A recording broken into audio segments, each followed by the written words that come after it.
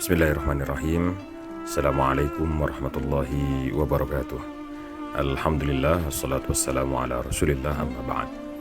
Ikhwan dan akhwat sekalian, teman-teman yang berbahagia, sore ini kita akan membahas, lebih tepatnya lagi berkontemplasi sebenarnya tentang apa saja yang sudah kita lalui selama Ramadan dan apa yang harus kita lakukan setelah Ramadan, sehingga Ramadan yang kita jalankan selama sebulan penuh ini, setiap hal-hal positif yang bisa kita ambil, bisa kita terapkan lagi pada bulan-bulan berikutnya, sehingga kita bertemu dengan Ramadan yang akan datang.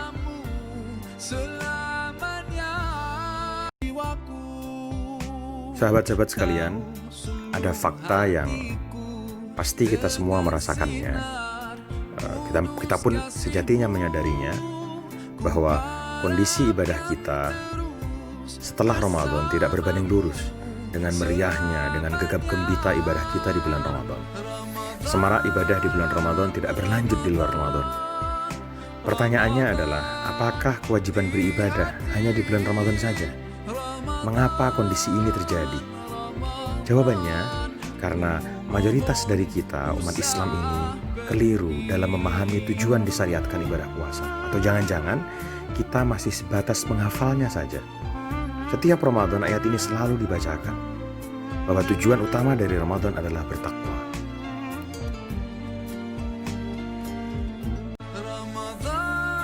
Dalam Al-Quran, surat Al-Baqarah ayat 183 yang sering kita dengar, Allah berfirman, Ya ayyuhalladzina amanu kutiba alaikumusiyam kama kutiba alal ladzina min qablikum la'allakum tattaqun. Wahai orang-orang yang beriman, diwajibkan atas kamu berpuasa sebagaimana diwajibkan atas orang-orang sebelum kamu, agar kamu bertakwa. Ini harus kita garis bawahi dan selalu kita ingat, agar kalian bertakwa. Dan kata takwa di situ, kalau kita memahami bahasa Arab, tattaqun itu adalah fi'lul mudhari'. Fi'lul mudhari' adalah bentuk kata kerja yang menunjukkan perbuatan yang dikerjakan sekarang dan yang akan datang. Bukan pekerjaan yang telah berlalu, tapi yang akan datang dan sekarang dan yang akan datang. Ini artinya disyariatkannya puasa Ramadan dengan tujuan agar umat Islam meningkatkan ketakwaannya baik di bulan Ramadan maupun di luar Ramadan. Spiritnya harus selalu kita jaga sampai pasca Ramadan.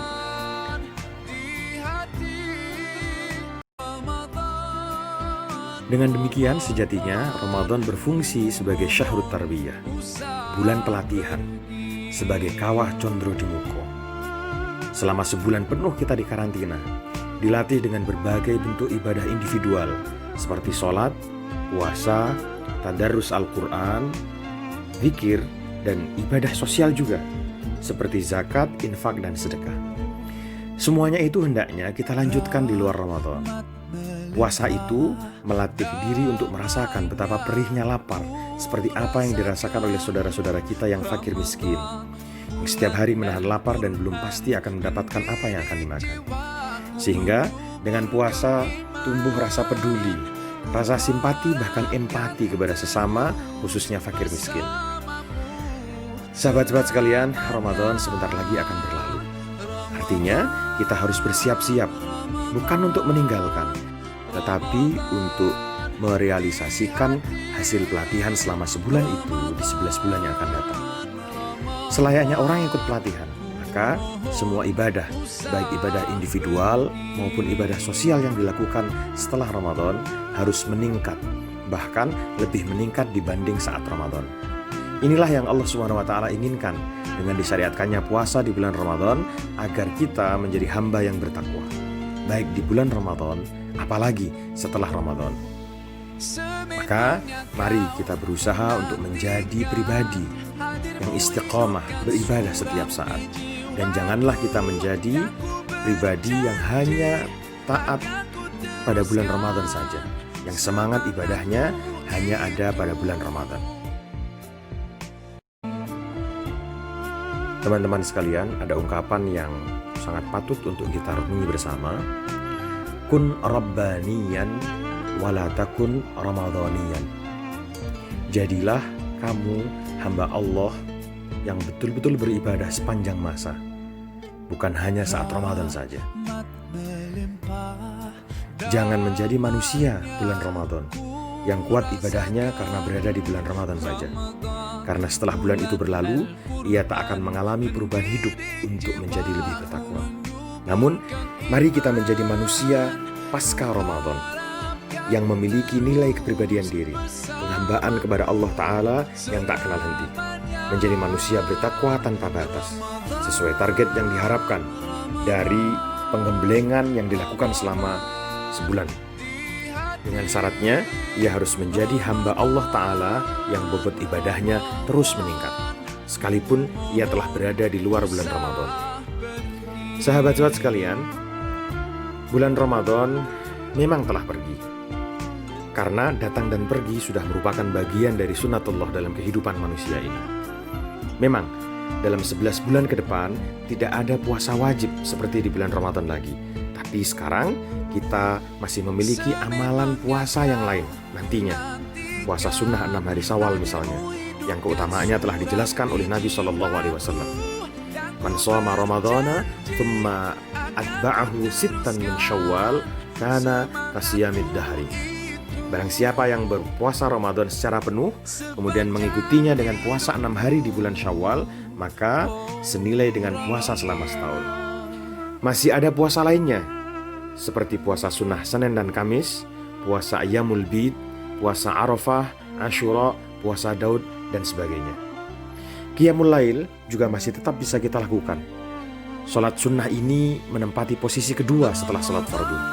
Abu Hurairah radhiyallahu anhu berkata bahwa Rasulullah SAW bersabda, "Afdhalus salati ba'da salatil mafrudati salatul lail." Salat yang paling utama setelah salat wajib adalah salat yang dilakukan di malam hari. Beliau juga menyebutnya sebagai da'abus sholihin, atau tradisi dari orang-orang yang soleh. Allah berfirman, "Wa minal laili fatahajjad bihi nafilatan lak, asa ayyab'atsaka rabbuka maqaman mahmuda." Dan pada sebagian malam, lakukanlah sholat tahajud sebagai suatu ibadah tambahan bagimu.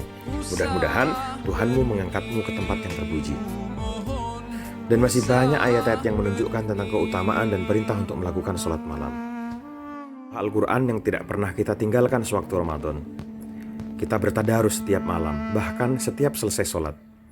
Hingga banyak dari kita yang mampu menghatamkan minimal 1 kali dalam 1 bulan. Sudah menjadi rutinitas seiring hembusan nafas. Maka setelah Ramadan bagaimana? What is next then? Akankah prestasi tilawah Al-Quran kita tetap dipertahankan sehingga kelak berjumpa dengan Ramadan berikutnya? Lalu infak dan sedekah yang begitu ringan dan sulit kita keluarkan hingga tangan kita tidak mengetahuinya, apakah berlanjut dan menjadi kebiasaan setelah Ramadan?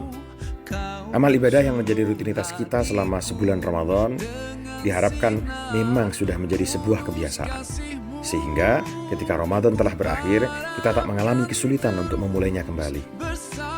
Mumpung kita masih di penghujung Ramadan, kita renungi, kita raih spirit dari Ramadan itu sebanyak-banyaknya, menjadikan amalan-amalan sebagai kebiasaan.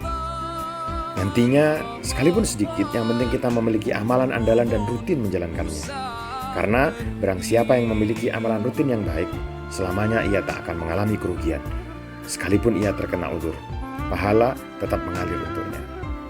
Khairul a'mal dawamuha wa in qalla.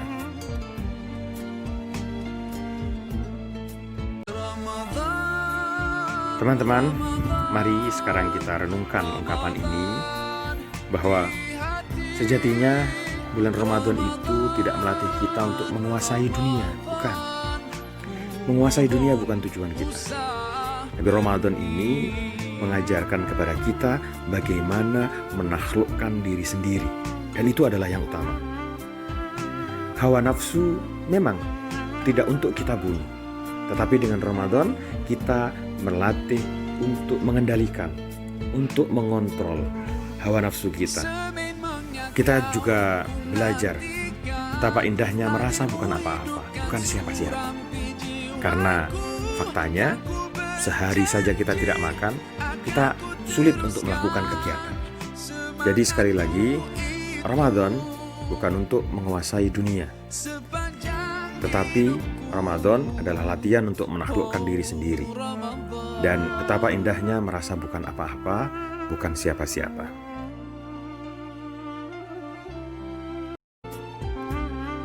Di akhir slide ini, mari kita mengingat kembali tentang definisi takwa yang menjadi tujuan utama dari latihan pada bulan Ramadan. Takwa adalah menjalankan segala perintah Allah dan meninggalkan larangannya. Ini yang harus kita selalu upayakan sepanjang waktu. Tidak hanya pada bulan Ramadan, tetapi juga setelah Ramadan.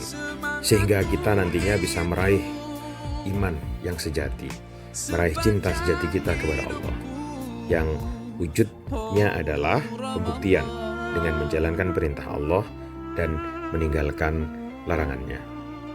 Demikian apa yang bisa saya uraikan dengan singkat.